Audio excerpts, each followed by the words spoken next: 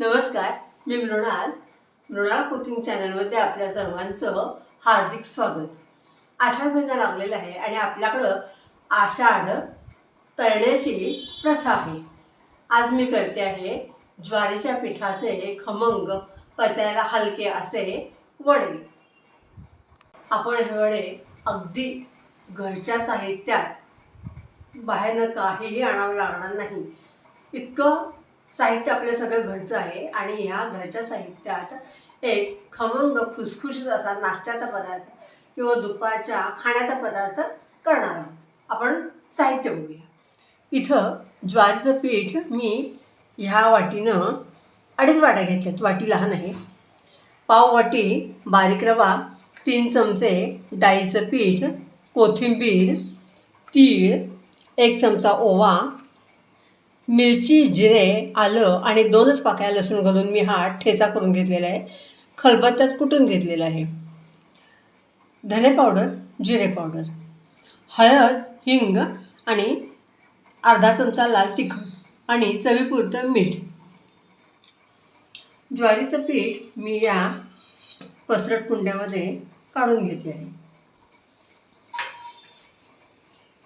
पाववाटी रवा.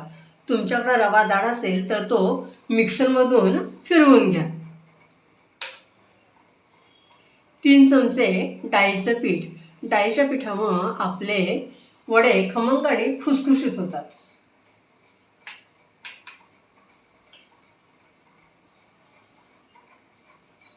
मिरचीचा ठेचा,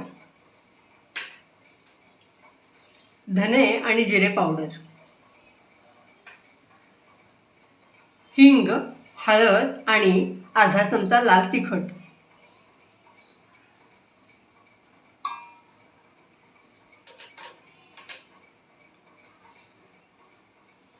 चवीपुरतं मीठ. मीठ मी अंदाजे हातानेच घालते आहे.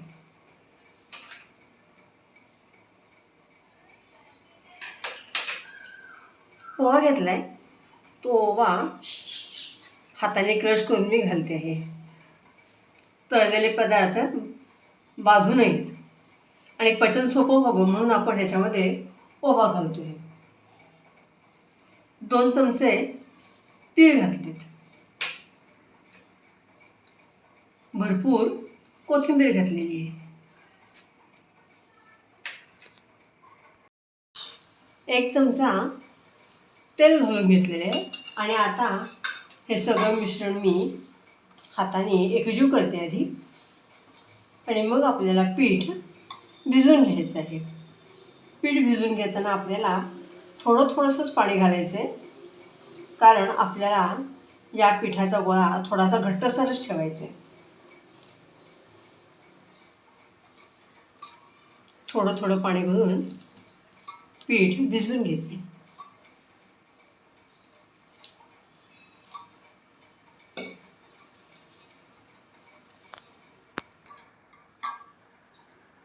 आपलं पीठ घट्टसर मळून झालेलं आहे.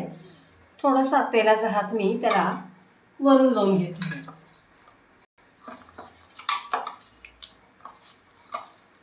ज्वारीच्या पिठाचा गोळा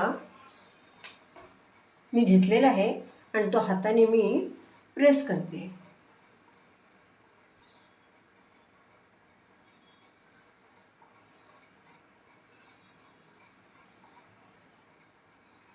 तुम्हाला लहान करायचं आहे, मोठा करायचा आहे, ते तुमच्या मर्जीवर अवलंबून राहील. मी थोडासा जाडच केलेला आहे आणि थोडासा लहान पण केला आहे. आता ह्याला एक मध्ये भोक पडून घ्यायचं आहे. हे बघा, म्हणजे तो आतपर्यंत सगळा शिजतो.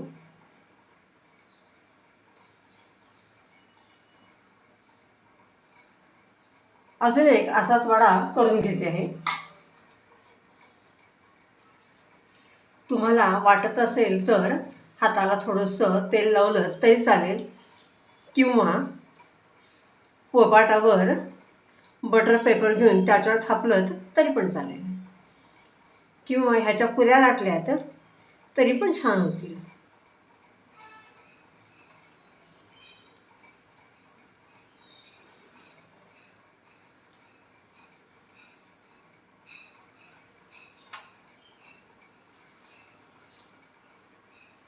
गॅस चालू केलेला आहे, त्याच्यावर कढई ठेवलेली आहे आणि तेल तापत ठेवलेले आहे. आपलं तेल तापलं आहे की नाही हे आता आपण बघूयात. छोटीशी गोळी मिरची घातलेली आहे. बुडबुडे खूप छान येत आहेत, म्हणजे आपलं तेल छान तापलं आहे.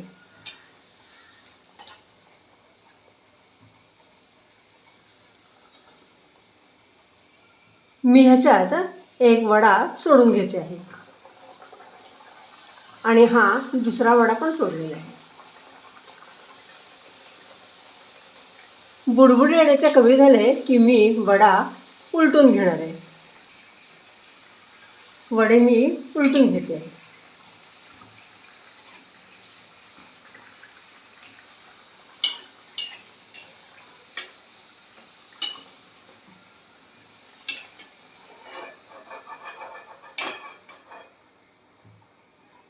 आपले वडे छान सोनेरी रंगावर तळून झालेले आहेत.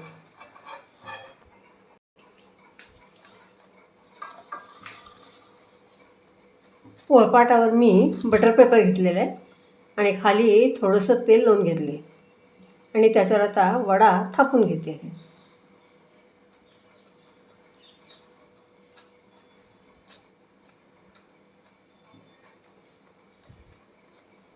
भिजवलेलं पीठ आपल्याला विश्रांतीसाठी ठेवायचं नाही आहे, ते लगेच वापरायचं आहे, कारण ज्वारीच्या पिठानंतर पाणी सुटतं.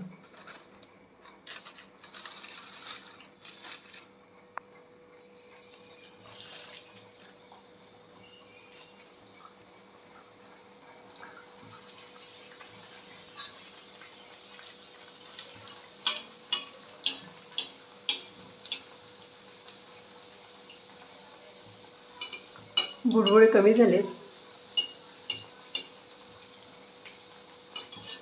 मी आता पलटून घेते.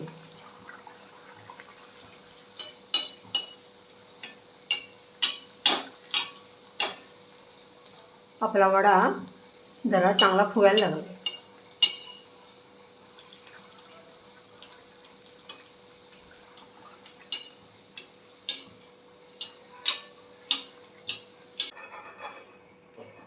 असे बाकीचे वडे मी करून घेते. हे बघा कसा वडा छान झाला आहे, फुगला आहे, खमंग आणि खुसखुशीत झालेला आहे.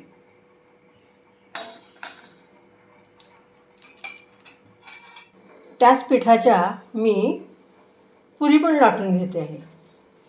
तुम्हाला पुरी किंवा वडे जे काय सोपं वाटेल ते तुम्ही करू शकता.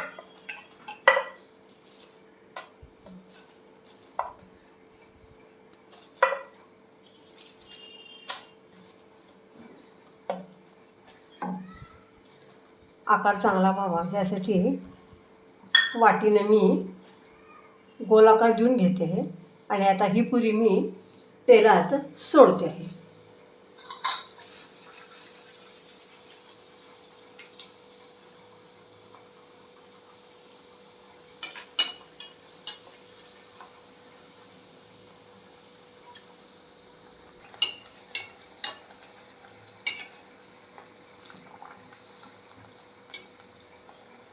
आपली पुरी छान फुगते आहे.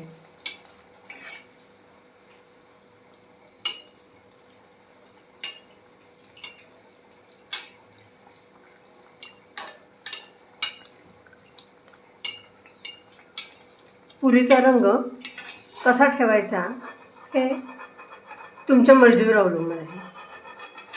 मी थोडीशी लालसरच काढलेली आहे. हे बघा.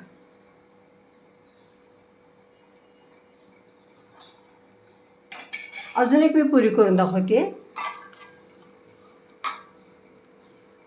बऱ्याच वेळा पुऱ्या सोप्या पडत आहेत आणि चांगल्या फुगत आहेत, पण तुम्हाला जी पद्धत चांगली वाटेल ती तुम्ही करू शकता. ज्वारीचं पीठ असल्या कारणानं थोडं कडा जरा त्याच्या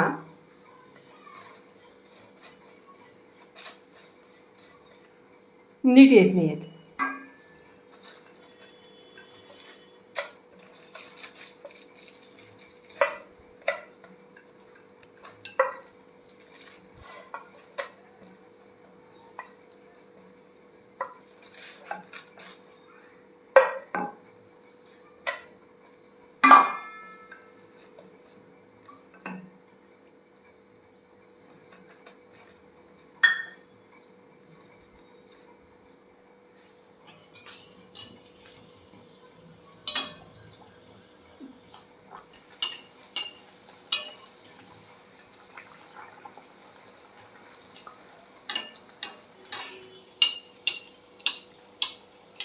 आपली पुरी छान फुगती. मी आता निम्म्या पुऱ्या आणि निम्मे वडे करून घेतलेले आहेत. म्हणजे एकाच साहित्यातून 2 पदार्थ झाले. दोन्ही खमंग, खुसखुशीत, पचायला हलके. ज्वारी ग्लुटेन फ्री आहे, त्यामुळे ती पोटाला चिकटत नाही आणि त्यामुळे ती पचायला हलकी असते. मधुमेहाच्या पेशंटना ज्वारी हे एक वरदानच आहे. कशी छान झाली बघा. बाकीच्या पुऱ्या मी करून घेते आहे.